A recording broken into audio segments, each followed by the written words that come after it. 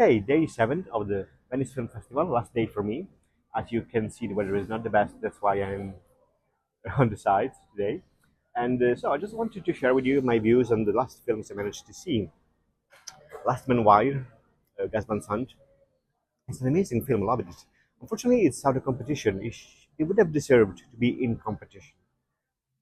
Bill Skarsgård is impressive, as always, and so the story is this real story of this guy who walks into an insurance company in February 1977 in Indianapolis and puts a gun at the back of the son of the owner of this insurance company, and with a wire. And so there is this long story of 2 or 3 days of police trying to free this guy. And I mean, it's really a kind of a metaphor of the United States, capitalism, and I mean, I really love the way Bill Skarsgård plays the main character, and I mean, yeah, he's amazing in every role. It's impressive. I mean, it would have really deserved competition.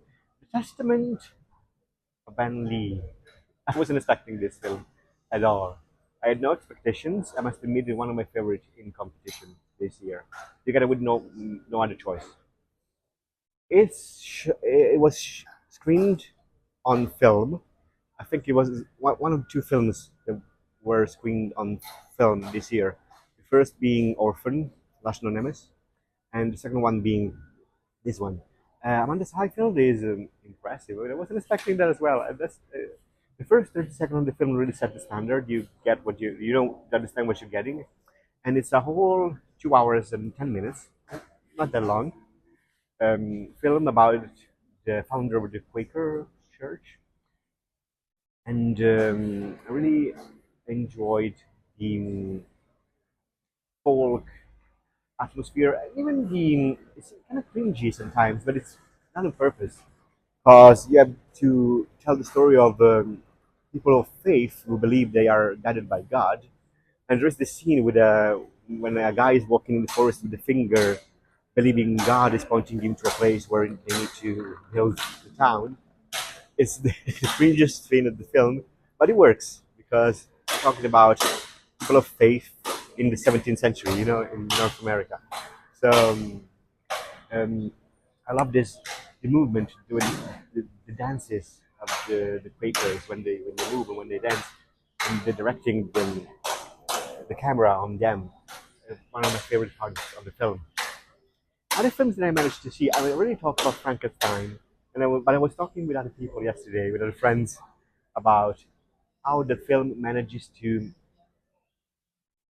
change the novel a bit, and at the same time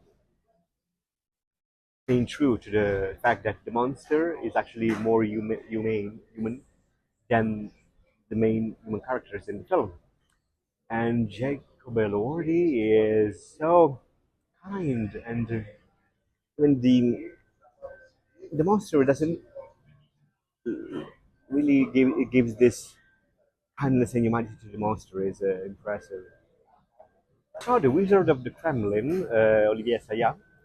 Amazing performances by Paul Dano and Jude Law. Jude Law is a bit too cartoonish, maybe, but I think it's done on purpose because you're playing Vladimir Putin, or you make him extremely scary, as it probably is in real life, or you make him cartoonish. I don't think there is an in between. So in this case, I completely understand why they went for the cartoonish. And the film is extremely. I mean, there isn't a moment of pause of like there's always something happening, but it's so well written, and completely understand this atmosphere of the hope Russia in Moscow in the 90s, and then the collapse when Putin gains power, and there is this guy works behind the scenes for Putin, who had so many hopes and expectations for Russia, played by Paul Dano, but somehow manages to work to unwillingly make Russia an unfriendly place to live again. And so there is this um, like vision between what the guy believes, what the guy actually does. and how he actually behaves, values versus uh, real life, in a sense. And I really enjoyed this part of the film. And another film I managed to see was Father, Mother, Sister, Brother, Jim Jarmusch. It's an episodic film. There are three episodes. The first two are much better than the third one. I didn't like the third one, and the first two are actually even funnier to watch. More, they are even the writing is different. Is uh, they have a different vibe in a sense. Maybe because the third one is more introspective. The third one talks about this a sister and a brother who recently lost their parents, and they try to deal with it. So it's a different story overall compared to the first few.